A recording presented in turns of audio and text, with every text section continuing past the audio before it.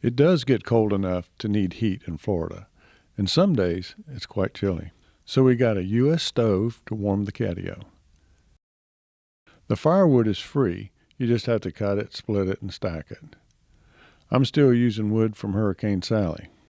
US 1269E is a rustic, heavy-duty cast-iron constructed wood stove that is ideal for any rugged outdoorsman looking for reliable, cost-efficient heating. Here's the installation. Installing the wood stove in the southeast corner of the Catio. I took the stove out of the box. I'm using a piece of packing board to protect the top of the stove from the concrete floor. All the pieces of the stove that need to be assembled are packed inside the body. You will want to make sure you have all the parts before you start. If you're missing anything, there's a number you can call in the instructions. All the parts of mine were in the kit. I suggest you read the instructions first. I'll go over them step by step.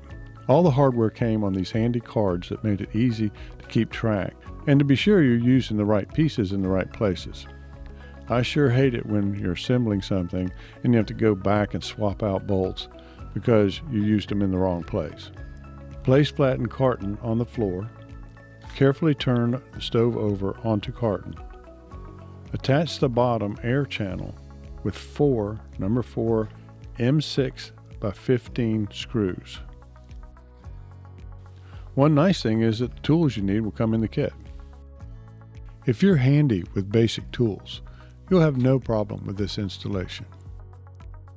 I did find a sharp place on the underside of the top lip where you'll want to grip when picking it up, so you may want to use some gloves when handling the stove. After getting the bolts in place, be sure to snug them up nice and tight. You can always count on a CAT inspector to show up and make sure that you're getting it right. Attach the hearth to the bottom of the stove using two M8 by 25 screws.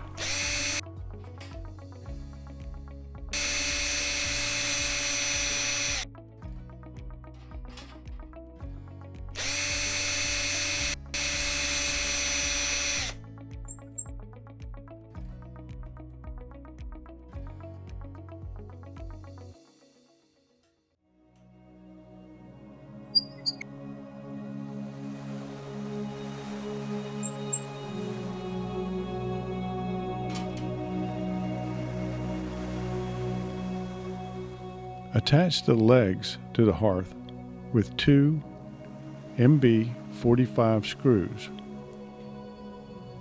and two MB 45 nuts.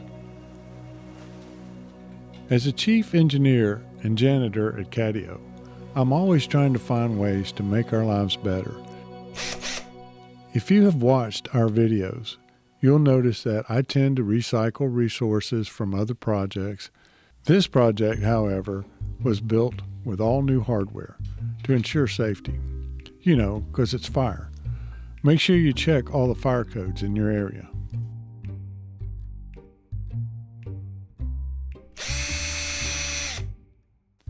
Attach the back legs to the base of the stove with two M8 by 45 screws and two M8 by 45 nuts.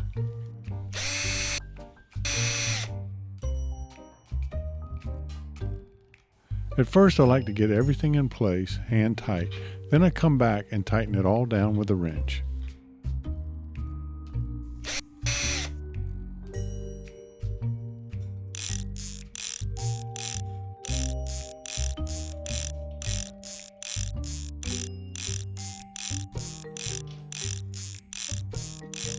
You're going to need to use the Allen wrench to hold the bolt as you tighten the nut. This thing is heavy. Make sure the legs are on good and tight. I did not use Loctite, but if I find it working loose, I'll take the bolts out and put some on the threads.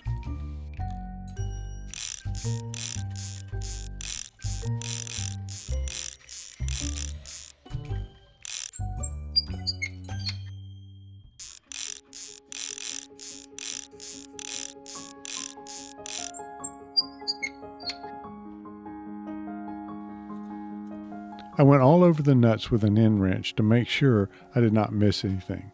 As you can see, the front legs needed more attention.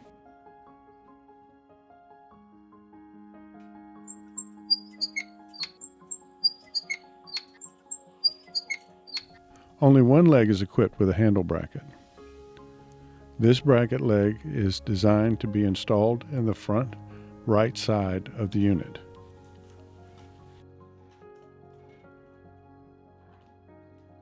You may need a hand getting this thing into place. By all means, get help if you need it.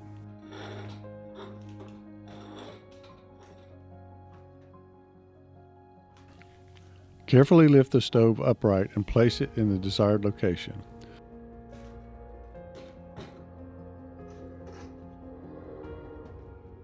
Align the holes in the flue collar to the holes on the stove and attach using two M6 by 15 screws.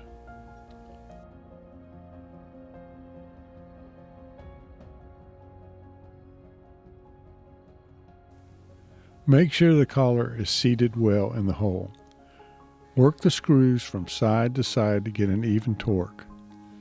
Get it tight, but don't over torque it and strip the screws. Just snug it up good.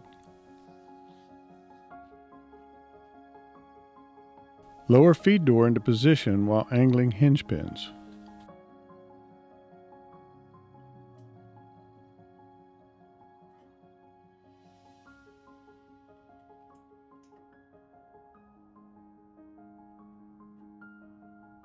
Work it a little bit.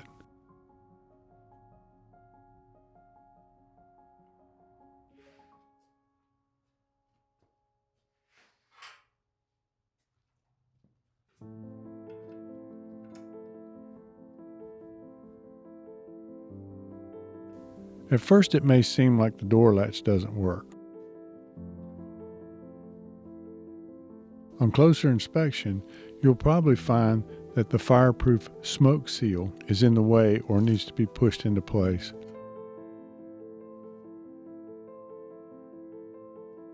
With a little patience and pressure, you'll be able to get it to seal. Look at the latch and what it catches to.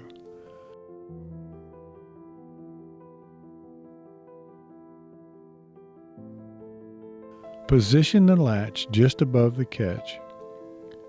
As you attempt to close the door, push in as you turn the handle to make it catch.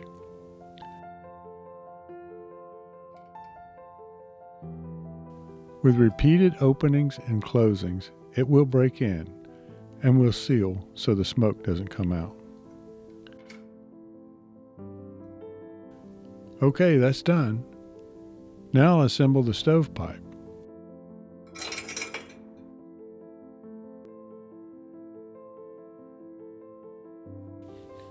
The stovepipe comes with the seam not connected. It makes it easier to pack them together in a box. Looking at the seam, you can see that one side interlocks inside the other. I found that my seams were a little too tight and that the ends were bent in, making it hard to snap into place. So I used a small screwdriver to open it up just a little. Don't open it too much or it won't stay together. Really, you're just trying to get it to have a uniform opening so that it will fit together. With the seams now straight, align the ends and start to work one side to the other. It would be easier if you had more hands, but I only have two, so I used a strip of leather to hold the two sides close together.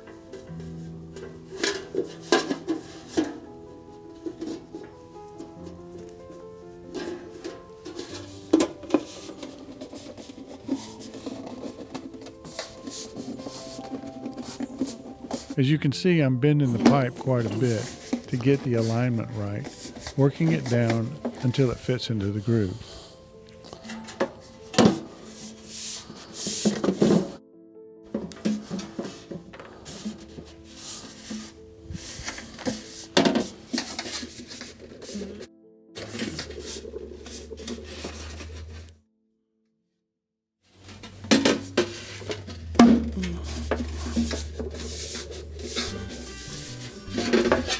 Here you can see the pipe is not quite snapping into place, so I'm hugging it to make it bottom out in the groove and snap into place. Great, the seam is snapped in place. All you have to do now is make the pipe round again.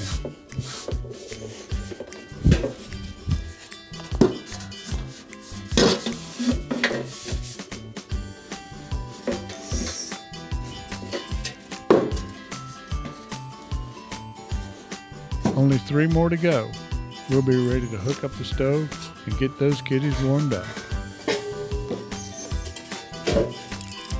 Okay, I'm going to run this real fast so you can see how much fun it was to put all these pipes together.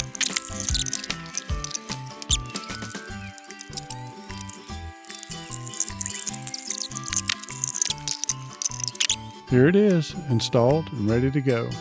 The stove is on a cement floor with cement backer board on the walls behind the stove. The sections of the stove pipe go up and out the side of the building, exiting through the wall, surrounded by bricks and connected to a previous installation that will be replaced with stainless steel pipe and a clean out.